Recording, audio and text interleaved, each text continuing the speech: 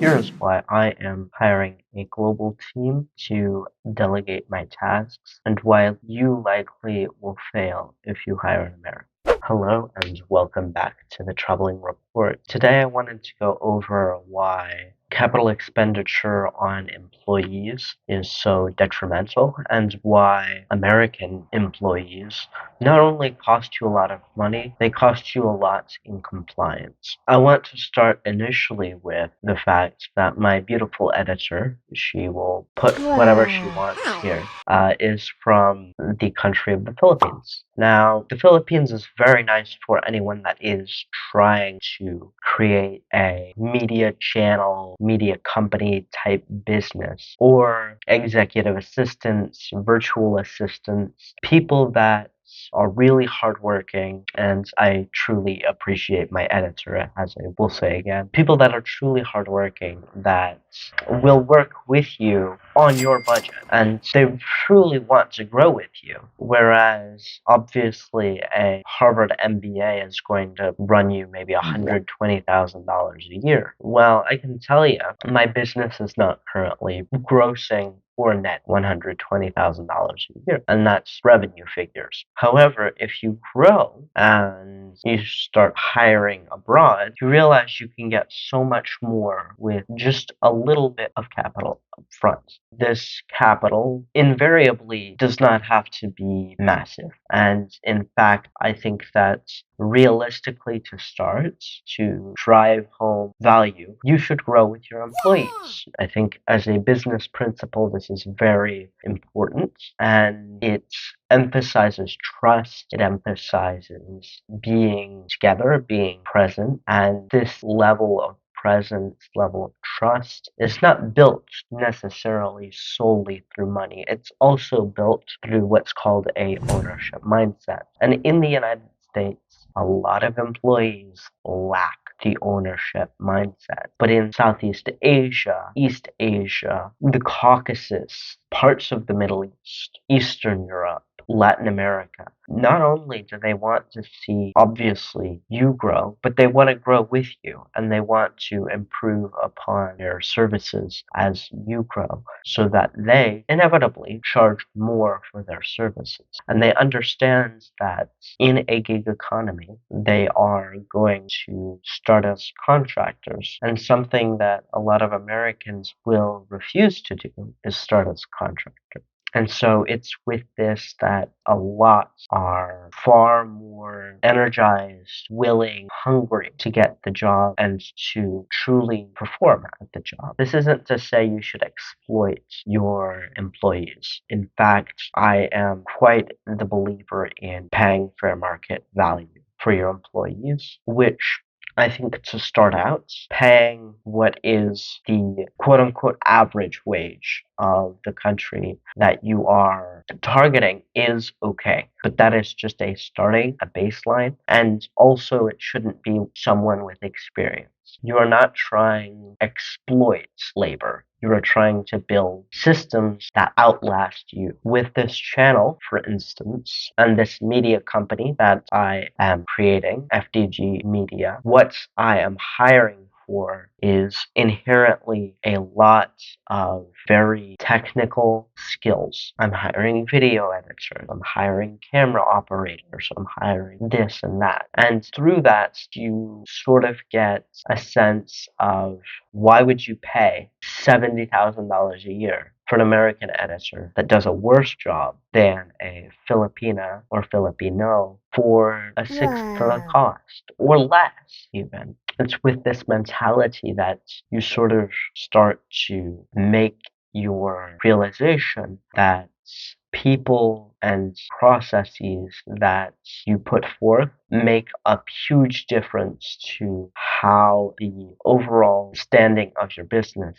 is. I obviously am growing this specific business, this media brand, through high levels of content, and I do not believe that I could sit down, record, edit videos, go and do SEO, go and write all of the description, the titles, and eventually actually actually hear very soon. Stay tuned. I will be releasing YouTube shorts of the videos that I produce. And I could not do this alone. And I am very grateful and very happy that I have a wonderful team behind me who will keep me chugging along.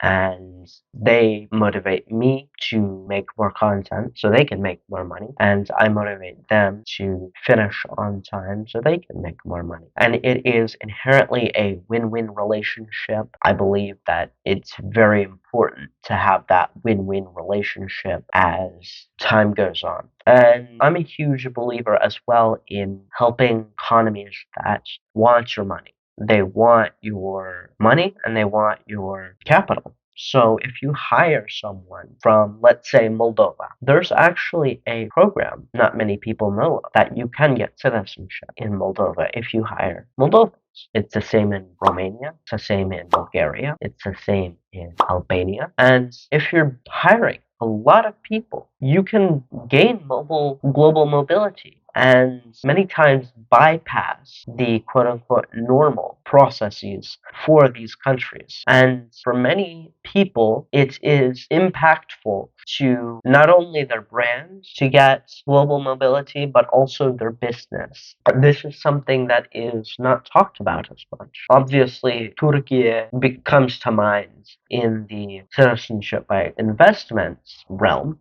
Turkey offers citizenship if you hire 400 employees, which obviously is insanely high for Turkey's passport. Instead, just invest in real estate. However, if you're looking at hiring in Georgia, Moldova, the Balkans, the lot, then absolutely you can become a citizen based on just hiring people. And it's with that that you become very valuable to these people. Now let's get on to perhaps more of the ideal countries that you would want to look for. Obviously, English speaking is a huge advantage. Targeting countries that speak English well, even if you are not an English brand, is obviously very important. So in Latin America, for example, if you're looking to outsource, Panama, Chile, other places, and then you also have in Europe, you have Poland, Ukraine, several others in Europe. Actually, most of Europe is amazing for outsourcing, but those are some of the countries that I like personally and that speak decent English, that are reliable, that can manage companies well. In Asia, I believe that Uzbekistan, Pakistan, India, Philippines. An odd one actually is Mongolia. Mongolia, perhaps not the best for internet, but they have a lot of young people that are trying to truly work.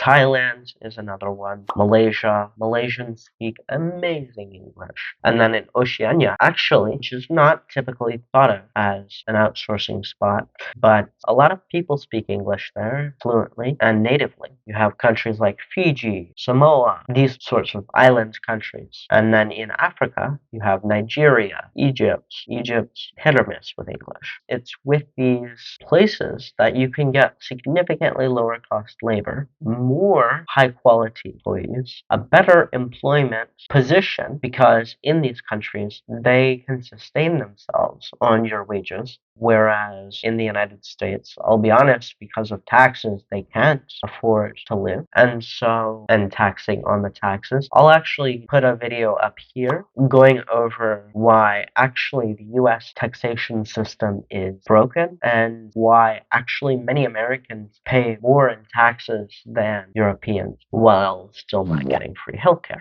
A lot of what you're looking for is low payroll, high motivation, low barrier to entry, low cost employees. And realistically, in a lot of these cultures, employees will treat you as family. Now, not everyone likes to conflate friends with employment or family with employment. In the United States, I feel like that's something we miss is that employees can be friends and they probably should be friends. Of course, I know it's because Americans only really value profit and their motive is strictly profit. However, a lot of Americans that say, oh yeah, I want an employer that treats me like family. When you treat them like family, they get upset. I truly feel that within the next few years, we'll see that no longer will there be this culture of people who want to be treated like family. Increasingly, also, the United States is getting increasingly hostile towards families and towards people who want to live their life in a familiar manner and, be a wife, be a husband, be a parent. It's with that obviously being in that sort of context. If you value traditional things as well, traditional dynamics, the United States, especially for employment, is not there. There's constant trying to innovate. However, those innovations are now showing cracks and failures. While the United States is still the most productive country in the world, amounts of total lack for company culture and total lack of conformity to company culture truly hurts the brand and is detrimental to growing with your employees. And if you want to grow with your employees, the United States is not the place to do it. If you're talking about business partners, yeah, the United States can work. If you're talking about founders, American founders are amazing and they do so many great things. However, the innovations that we seemingly force on others, people are starting to wake up to the fact that not everything in the US is sunshine and rainbows.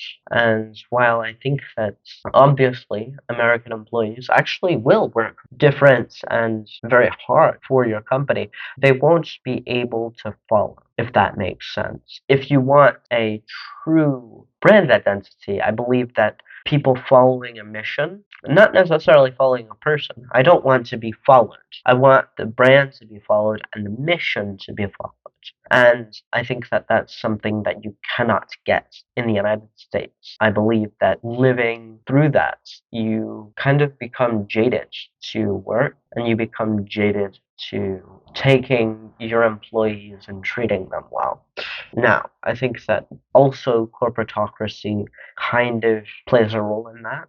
I'll go over why America is a corporatocracy later too. Obviously, with the increase in people globalizing and people realizing that global talent is available, there are an increase in necessities. So if you're looking for a one-on-one coaching session, I am free for 15 minutes. Absolutely no cells, just pure value. If you'd like that, I'm only offering it on this video. You have to comment down below the word pancake. Yes, pancake. And if that is something you are looking for, of course, feel free to reach out. Anyway, guys, that has been this video. Thank you so much for watching. If you enjoyed it, again, please leave a like.